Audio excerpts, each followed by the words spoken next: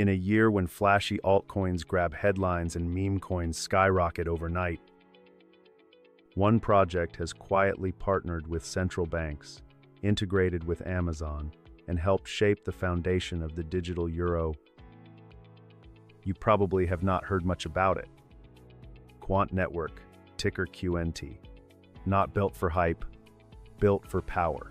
What if this silent protocol becomes the backbone of digital finance? And the most underrated crypto of 2025? Let us dig in. Let us zoom out.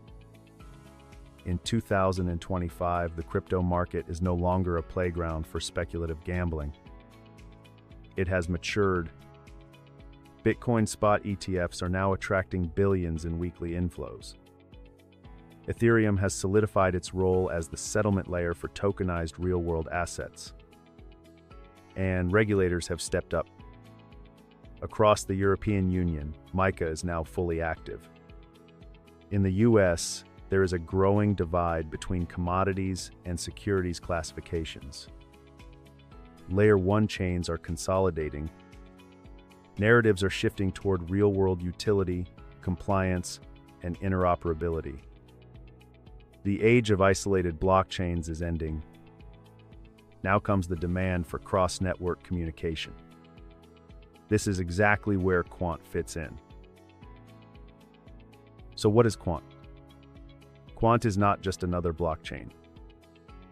It is a protocol focused on interoperability. Its flagship product is Overledger, a network gateway that allows enterprises, banks, and institutions to connect their internal systems to multiple blockchains simultaneously, without building custom bridges, without exposing themselves to major security risks. Think of it as the TCP/IP layer for digital assets, where the user does not even know which chain they are interacting with, but the data flows seamlessly. Quant wants to make blockchain invisible. Let that sink in. While most projects chase hype and yield farming, Quant has been quietly working with central banks, governments, and Fortune 500 firms. Its technology was used in trials for the digital euro, with connections to the Bank of England, Bank for International Settlements, and Latin American regulatory sandboxes. But this is where the story takes a sharp turn. The QNT token is not just for governance or speculation. It is used to license access to the Overledger platform. In other words, institutions must lock up QNT to use Quant's core services. There is no inflation, no staking, only a fixed supply of just under 15 million tokens. This creates a fundamentally different token dynamic. A hard cap, a utility-based lockup, and a growing institutional use case. Over time, this dynamic may prove to be more sustainable than the inflationary token models seen in many DeFi projects. It is less about rewarding yield farmers and more about driving real economic activity. Now let us talk about smart money.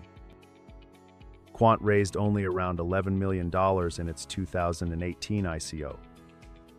Since then, it has not needed aggressive VC funding. Why? Because it generates enterprise revenue. Founder Gilbert Verdian has deep ties to cybersecurity and government infrastructure. He is not pitching to crypto-native degens. He is negotiating with banks and public sector decision makers. Quant has been mentioned in Bank of England papers. It has participated in the Digital Pound Foundation. It is a member of the Digital Euro Association. And Quant recently announced integration with Amazon Web Services. This single decision could change everything. AWS integration allows developers to deploy Quant solutions in scalable cloud environments. This lowers barriers to entry for enterprises. and it signals to institutions that Quant is ready to operate at scale. Let us talk about risks. Quant is not open source. This creates transparency concerns among hardcore Web3 advocates. Its team is small, its marketing is minimal, and liquidity is limited compared to more popular assets. Also, the QNT token does not grant governance rights or voting power. It is purely a utility token. This makes regulatory classification tricky. But here's the twist. Because it is not yield-bearing or governance-related, QNT may actually avoid being labeled a security in certain jurisdictions. There is also the risk of technological obsolescence. Other interoperability protocols like Polkadot, Cosmos, Chainlink, and Layer 0 are all building towards similar goals. Quant must continue innovating and building strategic partnerships to maintain its edge. Additionally, there is limited visibility into on-chain activity. Because Overledger is primarily an off-chain orchestration layer, public blockchain explorers cannot reveal how much enterprise-level activity is actually occurring. This makes it harder for investors to verify adoption momentum. There are also concerns about SDK pricing transparency. Some developers have reported that the licensing costs for Overledger are not openly published, which could hinder grassroots adoption. Bull case or bear case?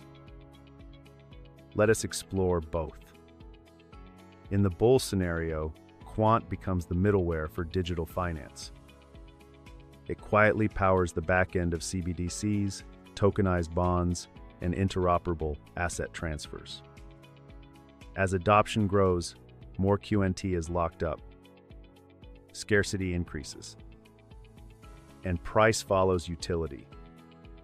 In this case, QNT becomes less of a speculative asset and more of a scarce license key for enterprise infrastructure. In the bear scenario, Quant remains niche. Institutions opt for other frameworks. The token stagnates due to lack of open-source developer support. Liquidity dries up, and the project fails to keep up with more agile competitors. This is the harsh reality of asymmetric bets. But the upside? It is enormous. Now let us talk about roadmap and expansion. Quant has been focused on building out compliance-first solutions.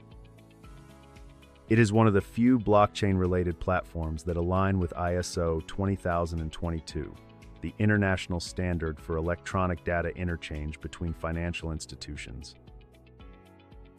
This is a big deal because most legacy finance systems are preparing for ISO 20022 migration by 2025. Quant is already there. It is also exploring integrations with stablecoins and tokenized fiat. As the digital asset economy expands, protocols that offer seamless interoperability and regulatory compliance will dominate. Quant fits this profile. It has also published detailed documentation for enterprise clients. The company is working on pilot programs across Europe, Latin America, and Southeast Asia. These pilots test everything from cross-border payments to digital identity frameworks. And with global CBDC development now involving over 130 countries, Quant's positioning as a compliant interoperability layer becomes even more vital. But what happens next might surprise you. Quant has been onboarding clients quietly. One of its biggest markets is in Latin America. It is already helping governments explore cross-border payment rails using blockchain. In Brazil and Colombia, regulatory discussions around interoperable financial infrastructure are citing Quant's architecture as a reference.